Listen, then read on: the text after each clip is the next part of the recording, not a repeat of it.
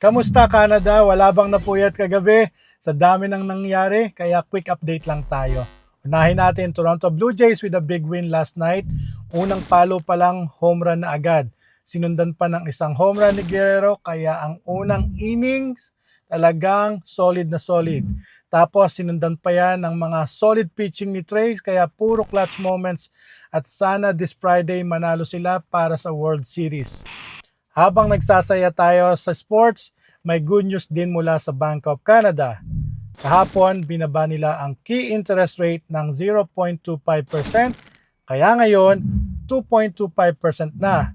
Pero tandaan, hindi ito mismo ang rates sa mga lenders ha.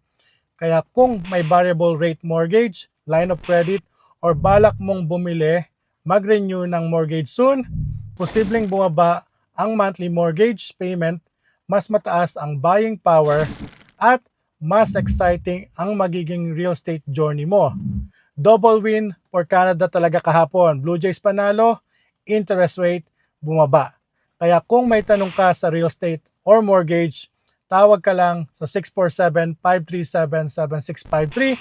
Ako si Lloyd Serrano, isang real estate broker at mortgage agent.